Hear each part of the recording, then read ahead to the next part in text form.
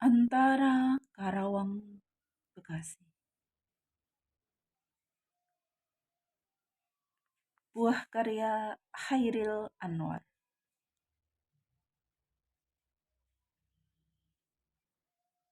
Kami yang kini terbaring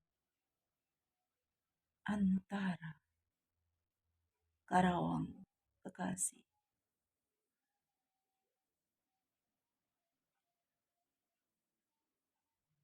Tidak dapat teriak, "Merdeka!" dan angkat senjata lagi. Merdeka! Merdeka!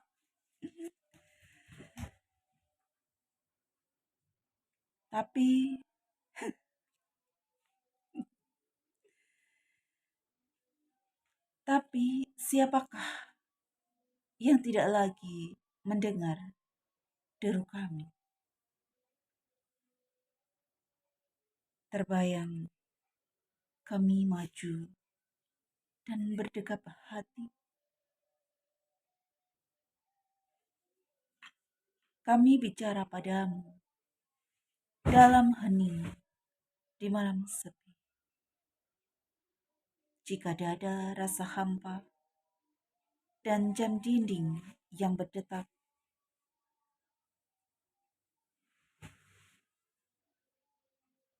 kami mati muda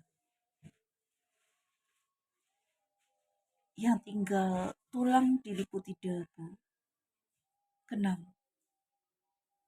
Kenanglah kamu. Kami sudah coba apa yang kami bisa, tapi kerja belum selesai.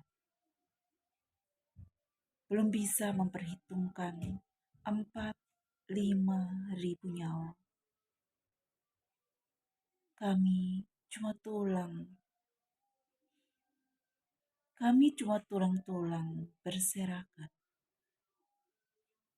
Tapi adalah kepunyaanmu.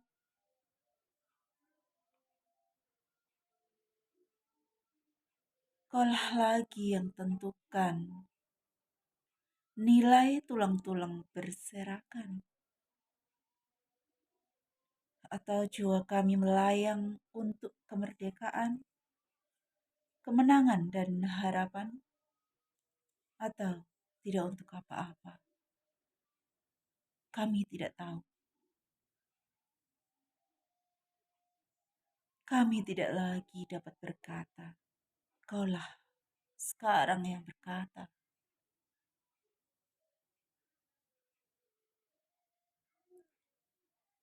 Kami bicara padamu dalam hening di malam sepi dan jam dinding yang berdetak.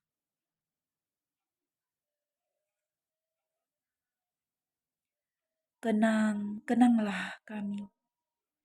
Teruskanlah jiwa kami.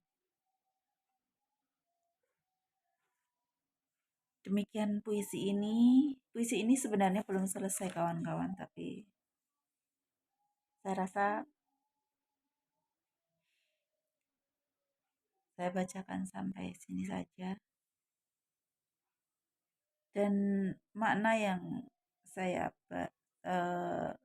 yang bisa saya tangkap dalam puisi ini mungkin berbeda dengan yang teman-temanku tangkap ya. Tapi ini yang saya tangkap akan saya coba sampaikan. Ini adalah sebuah puisi yang bernafaskan kepahlawanan ya kawan-kawan. Ini adalah laksana jerit hati atau isi hati dari pelaku perjuangan dari para pahlawan itu.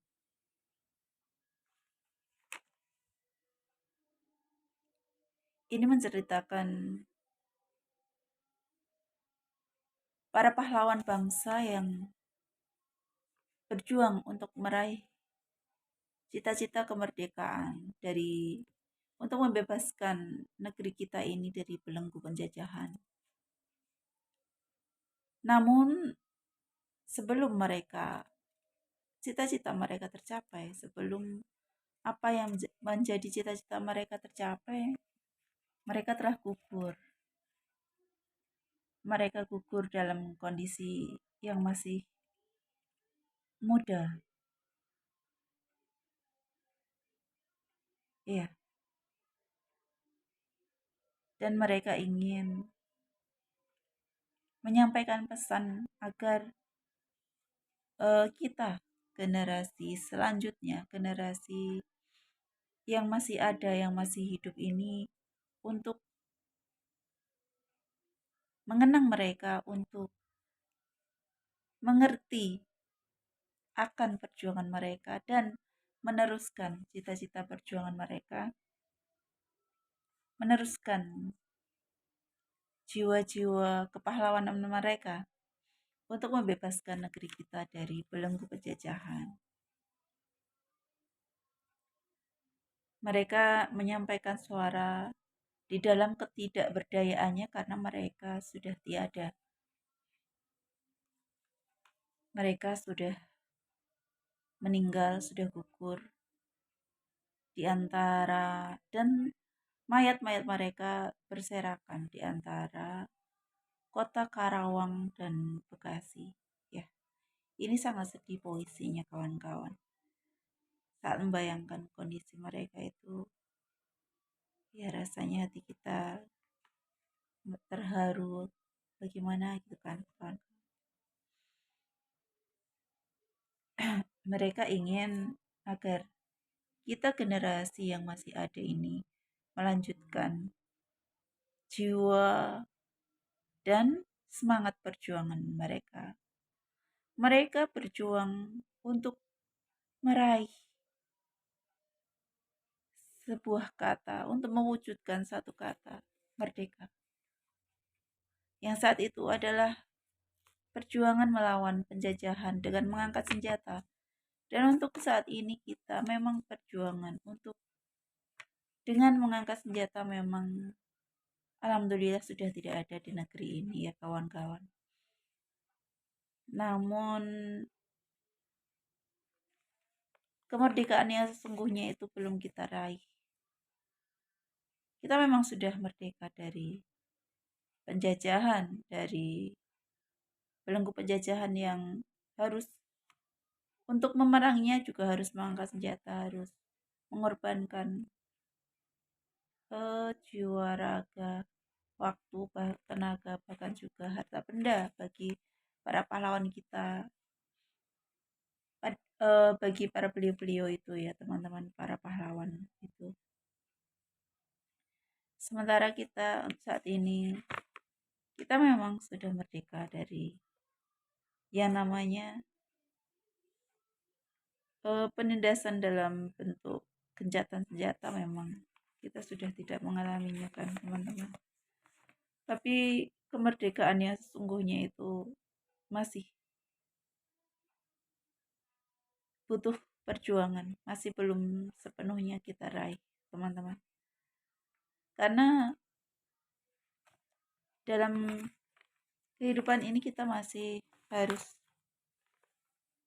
memperjuangkan kemerdekaan untuk penjajahan yang bersifatnya halus, yang memang untuk mengangkat senjata tidak dengan mengangkat senjata, tapi yang sifatnya lebih halus dengan strategi dan taktik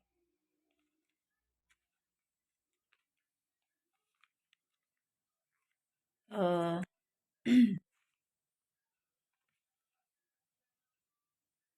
bukan lagi dengan mengangkat senjata. Jadi saya rasa kawan-kawan semua juga sudah paham dengan makna apa yang saya sampaikan, dan saya rasa saya tidak perlu untuk mengungkap atau membicarakan itu ya kawan-kawan, karena saya yakin kawan-kawan juga sudah memahami apa yang saya maksud. kawan-kawan, demikian saja. Semoga puisi ini bisa kita ambil hikmahnya, bisa kita ambil, bisa kita mana apa tujuan dari karya puisi ini, apa yang diinginkan oleh isi dari puisi ini ya, oleh pengarang dalam puisi ini, oleh tokoh-tokohnya di dalam puisi ini. Tokohnya adalah para pahlawan bangsa, dan apa yang beliau inginkan yaitu meneruskan cita-cita perjuangan untuk meraih kemerdekaan. Kalau sekarang sudah tidak lagi peperangan dengan senjata, tapi masih banyak peperangan-peperangan lain yang lebih halus dan lebih tersembunyi. Dan itulah yang kita harus waspada dan harus selalu menjaga keutuhan negara kita dan persatuan serta kesatuan dalam negeri kita ini, untuk tidak mudah dipengaruhi oleh hal-hal yang bisa memecah belah persatuan negeri kita, kawan-kawan. Kata NKRI harga mati itu jangan hanya di mulut, jangan hanya di tulisan, jangan hanya menjadi slogan, tapi tanamkanlah di dalam jiwa kita. Perbuatan nyata itu jauh lebih utama daripada hanya sekedar kata. Kawan-kawan, lebih bertoleransilah kepada sesama personil bangsa. Personil itu ya, setiap kita adalah personil dari bangsa ini. Setiap rakyat, setiap kita adalah personil bangsa. Mari kita belajar bertenggang rasa, belajar untuk memahami. Bertenggang rasa bukan berarti harus mengikuti apa yang mereka lakukan, kita juga harus melakukan, tidak. Tapi kita menghormati pilihan setiap insan. Dan bila itu memang selama itu tidak melanggar norma atau hukum-hukum agama dan hukum-hukum negara beserta kemasyarakatan, itu masih bisa untuk kita toleransi dan bisa kita dukung. Tapi bila hal-hal itu sudah menyimpang, sesuatu yang menyimpang adalah sebuah kerusakan, dan kerusakan itu harus kita benahi.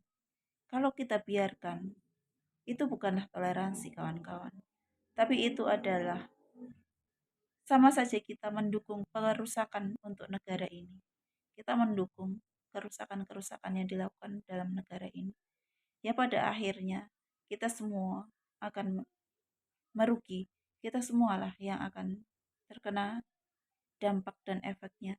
Tidak hanya diri pribadi orang-orang yang melakukannya saja, tapi semua akan terkena efeknya. Karena itu, kita harus bisa membedakan mana toleransi dan mana sesuatu yang mengancam negeri. Sesuatu yang mengancam negeri itu, teman-teman, bukan hanya sebuah gencatan senjata, bukan. Kita harus lebih bisa menggunakan pikir, akal, serta hati, perasaan kita. Sebuah kebudayaan-kebudayaan yang tidak bermoral, kebudayaan-kebudayaan yang bisa menghancurkan dan bertentangan dengan nilai-nilai moral, agama, masyarakat, dan kebangsaan, itu adalah sebuah perusakan secara halus. Dan kita tidak boleh diam untuk hal itu. Kita harus menyatakan berperang melawan semua budaya-budaya yang merusak nilai moral, merusak nilai agama dan budaya luhur bangsa kita. Itu harus kita perangi. Dalam arti perang bukan harus membunuh mereka, tapi kita harus perangi kebudayaan itu, harus kita sadarkan mereka, bukan kita dukung, bukan mendukung mereka dengan alasan semuanya itu dari Tuhan. Benar, semua dari Tuhan, tapi mana yang harus kita ikuti dan mana yang harus kita perangi.